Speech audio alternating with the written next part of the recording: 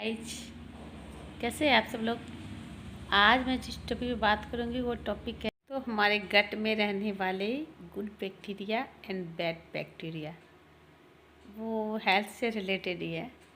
तो इसी टॉपिक पे थोड़ा बहुत चर्चा मैं करना चाहती हूँ, जिसको कि हमारा दूसरा ब्रेन भी कहा जाता है। ह्यूमन बीइंग का दूसरा ब्रेन हमारा गट, जिसे कभी बोलते गट फीलिंग्स होती है, इंट्यूशंस आते हैं, तो गट बोला जाता है, जिसको कि आंत हमारी जो होती है, हमारे मूड को, हमारे इमोशंस को कंट्रोल करता है।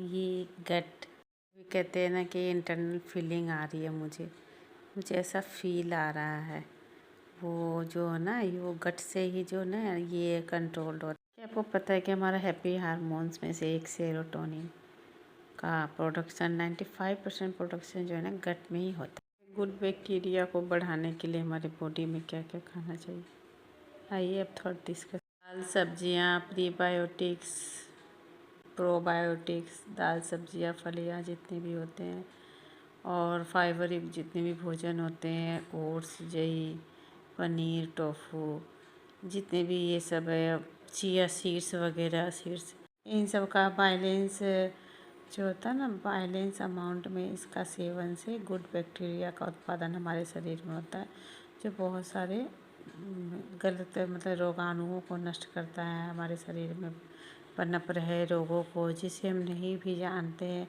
शुरुआती जैसे उसके लक्षण होते हैं उसी समय उस रोगों को नष्ट करने की शक्ति होती है, ये सब खाद्य पदार्थ से। और इसके साथ ही एक्सरसाइज और धूप लेने से, सुबह की जो धूप होती है, सनबाथ, और ये टहलने से, वॉकिंग करने से, और स्ट्रेस कम लेने से भी गुड बैक्टीरिया। फर्मेंटेड फूड है वो भी गुड बैक्टीरिया को बढ़ाता है हमारे बॉडी में।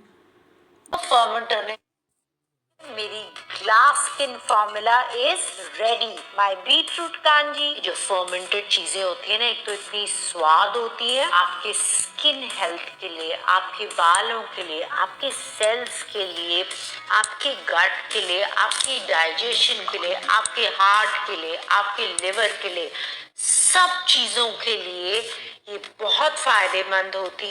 जैसे कि गुड बैक्टीरिया के लिए तो पता ही है, लहसुन प्याज वगैरह का सेवन अच्छे से करना होता है, फर्मेंटेड फूड वगैरह, और प्रोटीन वगैरह का डाइट का अच्छा ख्याल रखना पड़ता है। फाइबर युक्त अपना खाना रखे, फाइबर, प्रीबायोटिक, प्रोबायोटिक, ये सब, और अच्छे हेल्दी लाइफ स्टाइल अपनाना, जो भी गुड बैक्टीरिया के प्रोडक्शन के लिए ज़रूरी है उसके रिवर्स काम ना करे। लाइफ स्टाइल में अपने जो है ना, बहुत ही clean and hygiene life style अपनाएं, जैसे कि हर बार हाथों को धोना, खांसते छींकते समय रुमाल या नैपकिन लेना, ये सब जो है ना अच्छी आदतें जो बचपन में सिखाई गई है और बड़े होकर इसको बहुत ही मामूली लेते हैं। तो इन सब आदतों को अपना करके स्वस्थ रह।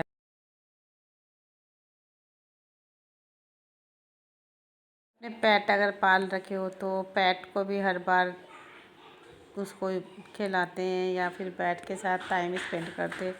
उसके बाद अपने हैंड को अच्छी तरह वॉश करना पड़ता है, क्लीन रूटीन अपनानी पड़ती है। आपके आसपास का माहौल, क्लीनिंग का ज़्यादा खास ख्याल रखना पड़ता है। टेबल, कुर्सियाँ, सोफ़े वगैरह पे धूल मिट्टी ना हो, जहाँ बार बार हाथ जाता हो आपका कोई हैंडल, ये सब के पास हाथ डालने से उसको आप तो सैनिटाइज करें या फिर हाथ हैंड वॉश करें। इन सब खास ख्याल रख कर के, खास ख्याल रख कर के क्लीनिंग का आप बैड बैक्टीरिया को दूर रख सकते हैं अपने गट से और बॉडी से। कोई थोड़ा भी मामूली सा भी मतलब कि बीमारी हो, लाइक कफ कोल्ड वगैरह भी, तो ये सब चीज़ों में भी शेयर नहीं करना है अपने किसी भी चीज़ को, मतलब कि अपने टॉवेल वगैरह को, सोप को, ये सब शेयर करने से इन्फेक्शन जो होते हैं वो रोगाणु पैदा हो जाते हैं, आपको जैसा कि पता ही है। कुछ लोगों का सवाल होगा कि आपने बताया था कि न्यूरोप्लास्टिसिटी, जिसमें कि अच्छा सोच कर भी अपने बारे में बार बार फ्रीक्वेंट मोड में अच्छा सोच करके अपने विचारों को, तो आप अपने को अच्छा महसूस करा सकते हैं, हैप्पी हार्मोन्स को क्रिएट कर सकते हैं। तो अच्छा सोचने के लिए भी तो इन सारे अच्छी डाइट का ही इस्तेमाल करना होता है, अच्छी लाइफ स्टाइल का। तो आपके अच्छी सोच जो है ना नेचुरली से आती है। उस पर आपको ज़्यादा मेहनत नहीं करनी होती है। आपको खुद ब खुद अच्छी सोच ही आएगी, पॉजिटिव सोच ही आएगी। पॉजिटिव बॉडी में ही पॉजिटिव माइंड होता है, सबको पता होगा। या पॉजिटिव माइंड बॉडी रखिएगा तो आपको माइंड भी पॉजिटिव रहेगा।